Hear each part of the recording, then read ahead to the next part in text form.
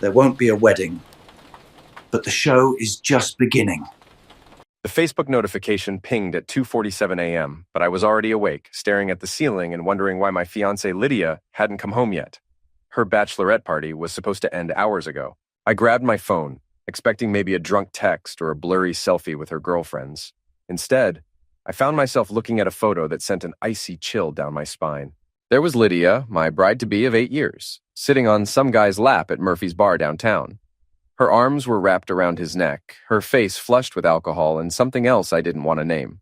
The man's face was partially turned away, but I could see enough. Expensive shirt, confident smile, the kind of guy who thought he owned whatever room he walked into. The caption read, "Last night of freedom. Thanks, girls, for the wildest bachelorette ever. # no regrets, # last night single." My hands shook as I scrolled through the comments. Her friends were all laughing, posting fire emojis and "get it, girl" messages. Sienna, her maid of honor, had written, "What happens at Bachelorette stays at Bachelorette." Oops. I stared at that photo for 10 minutes, my mind racing.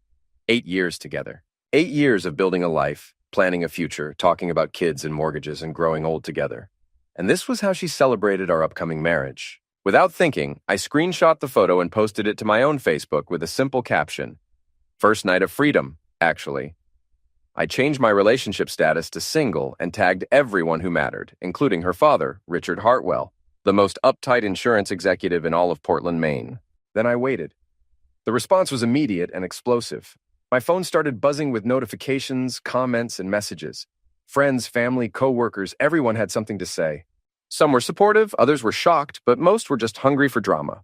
At 3:15 a.m., I heard Lydia's car in the driveway. She burst through the front door like a hurricane, her face twisted with rage. Still wearing her little black dress from the party, makeup smeared. She looked nothing like the composed insurance executive I'd fallen in love with. "What the heck is wrong with you, Eli?" she screamed, waving her phone at me. "Are you completely insane?" I was sitting at our kitchen table, laptop open, watching the social media wildfire I'd started. Our small town of Millbrook thrived on gossip, and I'd just given them the story of the year. Wrong with me? I stood up slowly. At 38, I'd learned to control my temper through years of military service and running my own handyman business. But tonight, that control was hanging by a thread. I'm not the one grinding on strangers at my bachelorette party. It was just a joke. She threw her purse on the counter. God, you're so insecure. It was harmless fun. Harmless? I pulled up the photo on my laptop screen. This looks harmless to you? Lydia glanced at the image, and her face went pale for just a second. Then the defiance came roaring back. You don't trust me after 8 years? That says everything about you, not me. Who is he? Nobody. Just some random guy at the bar. Sienna dared me to take a photo. It meant nothing. But something in her voice told me she was lying. The way her eyes darted away, the slight tremor in her hands. I'd seen enough liars in my time to recognize the signs. My phone rang. Richard Hartwell's name flashed on the screen. "Answer it," Lydia hissed. I put it on speaker. "Hello, Richard. Elliot Griffin. What in God's name is going on?" Her father's voice was ice cold. "I'm getting calls from half the town about some social media nonsense. Ask your daughter." "Lydia, explain yourself. Now." She grabbed the phone. "Daddy, it's nothing. Eli's having some kind of breakdown. The photo was just a silly joke." "A joke that's now been shared 300 times, I said. "The local news Facebook page just picked it up." Lydia's face went white. "What?" I refreshed my browser. "Channel 8 News. Local groom calls off wedding after viral bachelorette party photo. Congratulations, honey." "You're famous. This is insane," she shouted. "You're ruining everything over nothing." "I'm ruining everything?" I laughed, but there was no humor in it. "I'm not the one who decided to dry hump a stranger 3 days before our wedding." Richard's voice crackled through the phone. "That's enough, both of you. Lydia, come home. We'll discuss this like adults." After she left, I sat in my kitchen and watched the story explode across social media. Friends from high school were commenting. My military buddies were weighing in, even my elderly neighbor, Mrs. Carlin, had somehow found the post and left a string of shocked face emojis. But as the adrenaline faded, a nagging feeling settled in my gut. Lydia's reaction had been too extreme, too defensive. And that man in the photo, there was something familiar about him, even with his face partially hidden. I was going to find out who he was. #, Chapter 2. The next morning brought a parade of phone calls, text messages, and unexpected visitors. Mrs. Carlin knocked on my door at 7 a.m. with a casserole and a hungry look in her eyes. "Such a shame, dear," she said, bustling into my kitchen uninvited. "Though I have to say, I always wondered about that girl. Too ambitious, if you ask me. And those late nights at the office." Late nights? Oh yes, working until all hours. Though between you and me, I saw her car leave at 5:30 most days, then come back around 9 or 10. Strange way to work late, don't you think? I filed that information away and called my best friend Mike, who managed O'Malley's bar downtown. If anyone knew the local gossip, it was Mike. "Dude, you broke the internet," he said when he answered. "Half the town's talking about it. The other half is sharing memes. I need a favor. Can you meet me for lunch?" Already clearing my schedule. We met at O'Malley's during the slow afternoon shift. Mike poured me a beer and slid a basket of wings across the bar. "So what's the real story?" he asked. I showed him the photo again. "Look at this guy. Really look at him." Mike studied the screen, then his eyes widened. "Holy crap. Is that Troy Barron? Who's Troy Barron?" "Regional manager at Hartwell Insurance, Richard's golden boy. Drives a BMW, thinks he's God's gift to women. He comes in here sometimes with clients." Mike paused. "Eli, if Lydia's messing around with Troy Barron, this is bigger than just cheating. That guy's her boss's boss." The pieces started clicking into place. The late nights, the defensive reaction, the panic in her eyes when I posted that photo. This wasn't just about a drunken mistake at a bachelorette party. "I need to know for sure. What are you thinking?" "I'm thinking it's time to do some investigating." Mike grinned. "Count me in. But first, you should know, your little social media stunt cost Troy some serious face. Word is Richard called him into the office this morning. The whole company's buzzing about it." That afternoon, I drove to Lydia's office building and parked across the street. At 5:30, just like Mrs. Carlin had said, Lydia walked out to her car. But instead of driving home, she pulled out of the parking lot and headed toward downtown. I followed at a distance, my heart pounding. She drove to the Riverside Apartments, the expensive complex by the waterfront. I watched her park and walk into Building C like she'd done it 100 times before. 20 minutes later, she emerged with a tall man in an expensive suit. Even from a distance, I recognized him from the photo. Troy Barron. They got into his BMW and drove off together. I sat in my truck for an hour, processing what I'd just seen. This wasn't a one-night mistake. This was an affair. When I got home, I called my old army buddy, Darius, who now ran a private security company in Portland. "I need help with something," I told him. "What kind of help?" "The kind you're good at. Research, surveillance, maybe some creative problem solving." Darius chuckled. "Sounds like someone's in trouble. What's the situation?" I explained everything. The photo, the investigation, what I'd discovered about Troy. "So you want to know how deep this goes?" "I want to know everything. How long it's been going on, what they're planning. All of it. Give me 48 hours. The next morning brought more surprises. Sienna, Lydia's maid of honor, showed up at my door looking nervous. "We need to talk," she said. I let her in, noting how she avoided eye contact. "Look, Eli, I feel terrible about all this. The photo thing got way out of hand." "Did it? Or did it just expose what was already happening?" She fidgeted with her purse strap. "I don't know what you mean." "Troy Barron. How long has Lydia been seeing him?" Sienna's face crumpled. "I can't. I promised I wouldn't." "Sienna, I saw them together yesterday. I know about the apartment. The only question is whether you're going to help me understand what's been going on or whether you're going to keep lying for her." She started crying then, mascara running down her cheeks. 6 months, she whispered.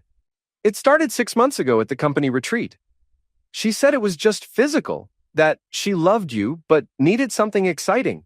She made me promise not to tell anyone." "And you thought that was okay?" "I thought it would burn out.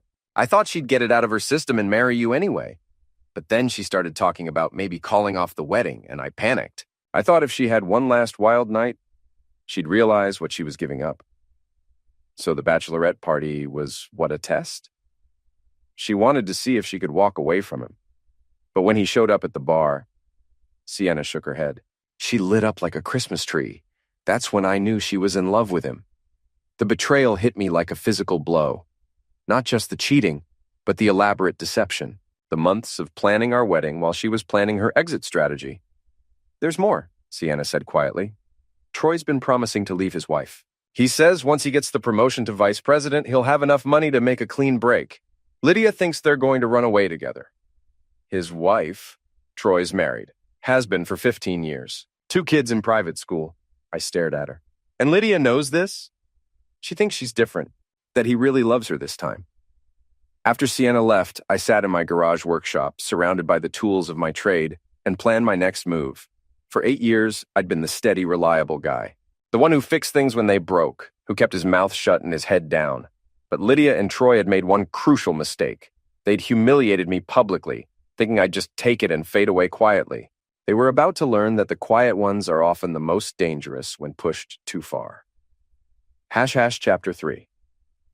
Darius called me at 6 a.m. on Friday with news. Your girl's been busy, he said. I've got hotel receipts, credit card statements, and enough text messages to write a romance novel. Want the highlights? Give me everything. They've been meeting twice a week for 6 months. Always the same hotel, the Riverside Inn downtown. Troy pays cash, but Lydia's been using her credit card for dinners, gifts, even lingerie. She's not exactly covering her tracks. What about the texts? That's where it gets interesting. Troy's been feeding her a line about getting promoted to VP, leaving his wife, the whole fairy tale. But I did some digging into his finances. Guy's leverage to the hilt.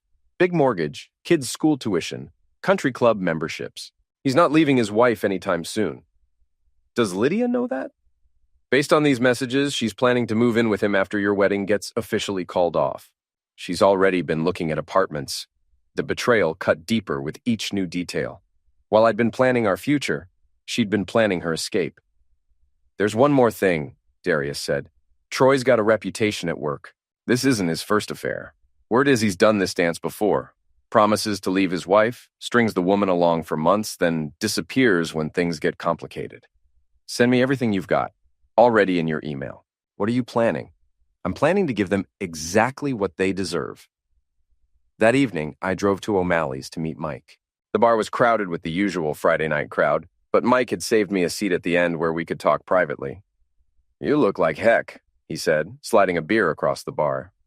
Feel worse. But I've got a plan. I filled him in on what Darius had discovered. Mike's expression grew darker with each detail. So what's the play? First, I'm going to have a conversation with Troy. Man to man. You sure that's smart? Guy like that probably has lawyers on speed dial. I'm not going to threaten him, just going to make sure he understands the situation. At 9 p.m., I drove to the Riverside Apartments and waited. Sure enough, Troy's BMW pulled into the parking lot.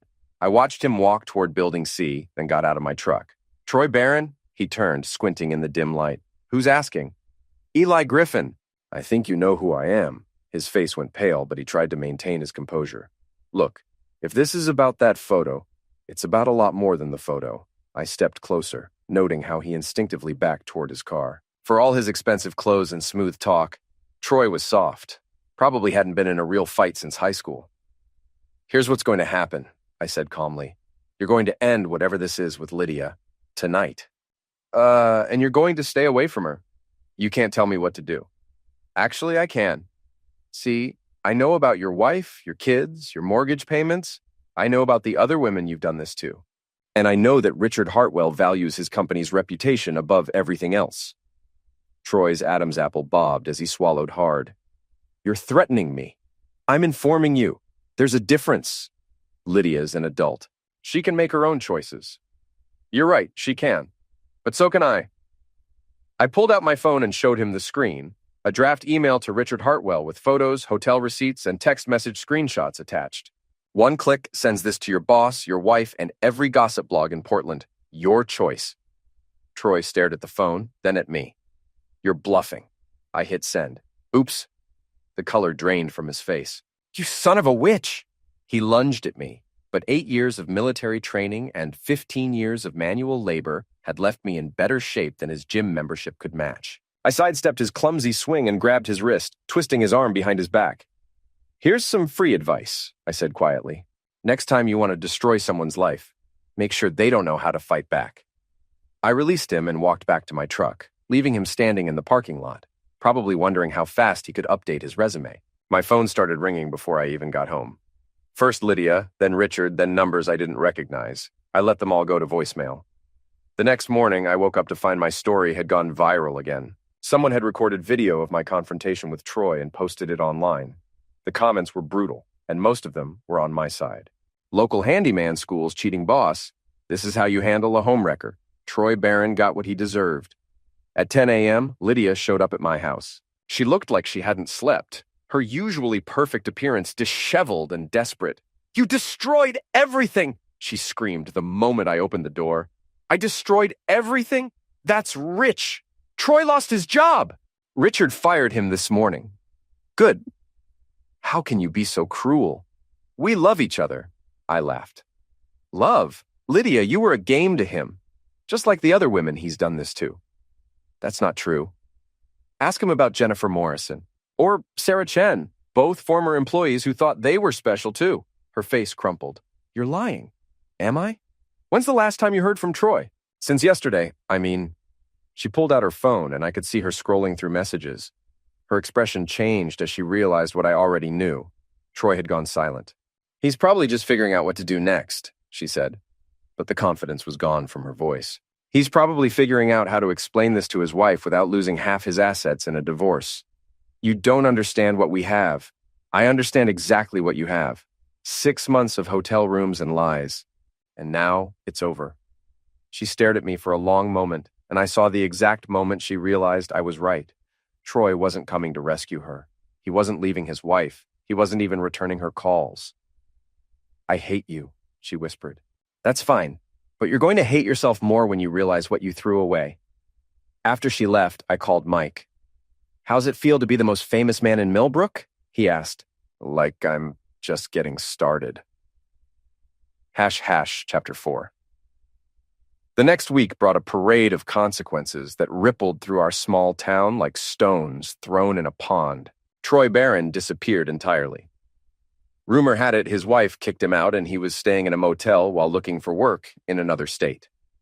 Lydia moved back in with her father, who was so embarrassed by the scandal that he barely left his house. But my former friends were a different story.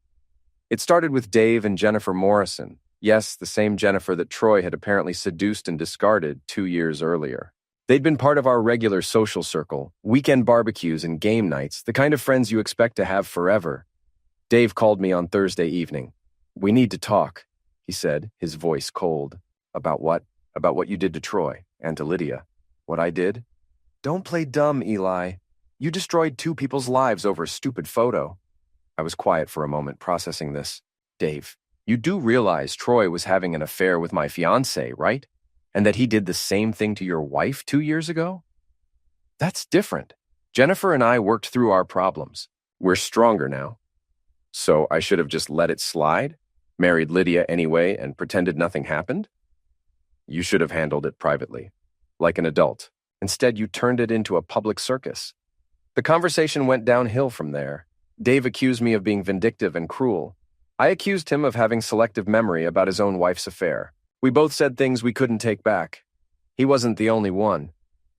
Over the next few days, I heard from Tom and Susan Bradley, Mark and Carol Chen, and several other couples from our social circle. The message was consistent. I'd gone too far. I was the villain in this story.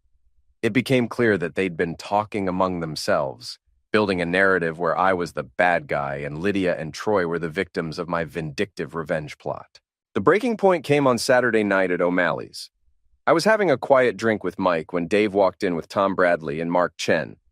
They spotted me immediately and made a beeline for my table. "Well, look who's here," Dave said loudly enough for half the bar to hear. "The town's newest celebrity." "Dave, don't do this here." "Why not? You didn't mind making your business public before." Tom stepped closer. "You know what you are, Eli. You're a bitter, small man who couldn't handle the fact that his woman found someone better." The bar went quiet. Everyone was watching now. Phones probably already recording. "Someone better?" I stood up slowly. "You mean a married man who was using her for love while lying about leaving his wife?" "At least Troy treated her like a queen," Mark added. "When's the last time you took Lydia somewhere nice? When's the last time you bought her flowers or jewelry or made her feel special?" "I was saving for our wedding. You know, the one she was planning to skip out on." "Because you're boring," Dave shouted. "You're a small-town handyman with no ambition, no class, no future. Lydia deserves better than fixing toilets for the rest of her life." The words hit like physical blows. These were supposed to be my friends, People who'd known me for years, who'd eaten at my table and celebrated holidays with me. You want to know what's really pathetic? Tom continued. You're so insecure that you had to destroy everyone else's happiness because you couldn't keep your own woman satisfied. That's enough, Mike said, stepping between us. Stay out of this, Mike, Dave snapped. This is between us and your loser friend here. Something snapped inside me then. The weeks of humiliation, betrayal, and now this. My own friends turning on me to defend the people who'd wronged me. You want to know what's pathetic? I said, my voice deadly calm. What's pathetic is 3 grown men ganging up on someone because they're too spineless to admit their own wives probably cheated too. What did you say? Mark stepped forward. You heard me. Jennifer definitely did, with Troy. And I'm betting if I looked hard enough, I'd find out about the others too. Dave swung at me then, a clumsy haymaker that I saw coming from a mile away. I ducked and came up with an uppercut that caught him in the solar plexus. He doubled over, gasping. Tom grabbed a beer bottle and came at me, but Mike tackled him before he could swing it. Mark tried to circle around behind me, but I spun and caught him with an elbow to the ribs that sent him stumbling backward into a table. The fight was over in 30 seconds, but the damage was done. Not just the physical damage, though Dave would be sore for a week and Mark would have a nice bruise on his ribs, but the social damage. The final burning of bridges that could never be rebuilt. Get out, Mike told them as they picked themselves up off the floor. All of you. And don't come back. As they limped toward the door, Dave turned back to me. This isn't over, Eli. We'll make sure everyone knows what kind of man you really are. They already know, I replied. I'm the kind who fights back. After they left, the bar slowly returned to normal, but I could feel the stares and whispers. Some people were clearly on my side, but others looked at me like I was a ticking time bomb. You okay? Mike asked. Never better. But that was a lie. The fight had felt good in the moment, but now I was facing the reality of my situation. I'd lost my fiancée, my friends, and probably my reputation in this small town where everyone knew everyone else's business. The smart thing would be to lay low, let the gossip die down, maybe even consider moving somewhere new. But I'd never been accused of being smart. #. Chapter 5. Monday morning brought the consequences of Saturday night's bar fight. My phone was buzzing with notifications. Someone had recorded the whole thing and posted it online. The video was grainy and the audio was poor, but you could clearly see me fighting 3 men and winning. The comments were split between people calling me a hero and others calling me a violent thug. The local Facebook groups were having heated debates about whether I was justified or just another example of toxic masculinity run amok. But the real surprise came when Darius called. You've been busy, he said. News travels fast. Faster than you think. I've got some interesting information about your former friends. Such as? Such as the fact that they've been planning this for weeks. Ever since the Troy situation went public, they've been meeting at Dave's house, coordinating their response. Coordinating how? Phone records, social media posts, even some emails. They've been working to turn your entire social circle against you. The goal was to isolate you completely, make you the pariah while they position themselves as the reasonable adults. I felt a chill run down my spine. Why would they do that? Because you made them look bad. When you exposed Troy and Lydia, you also exposed the fact that all of them knew what was going on and said nothing. They're covering their own asses by making you the villain. What else? Dave's been in contact with Lydia. They're planning something for this weekend. Some kind of public confrontation designed to make you look unstable. Where? The fall festival downtown. Lots of people, lots of cameras. Perfect place to provoke you into doing something stupid. The fall festival was Millbrook's biggest annual event. The entire town would be there, along with visitors from surrounding areas. If Dave and his crew were planning to ambush me there, it would be in front of hundreds of people. There's more, Darius continued. I did some digging into your friends' finances and personal lives like you suggested. Want to know what I found? Tell me. Tom Bradley's been having an affair with his secretary for 8 months. Mark Chen's been embezzling from his construction company to pay gambling debts. And Dave Morrison? He's been buying pills from a dealer in Portland. Not just marijuana, we're talking hard stuff. Pills, powder, the kind that gets you serious jail time. I sat back in my chair processing this information. My former friends weren't just hypocrites, they were criminals. Can you prove all this? Photos, financial records, text messages. These guys aren't as careful as they think they are. Send me everything. What are you planning? I'm planning to give them exactly what they're planning to give me. A public humiliation they'll never recover from. Saturday arrived gray and drizzly, typical October weather in Maine. The fall festival was set up in the town square, with food trucks, craft booths, and a small stage for local bands. Despite the weather, hundreds of people had turned out for the annual tradition.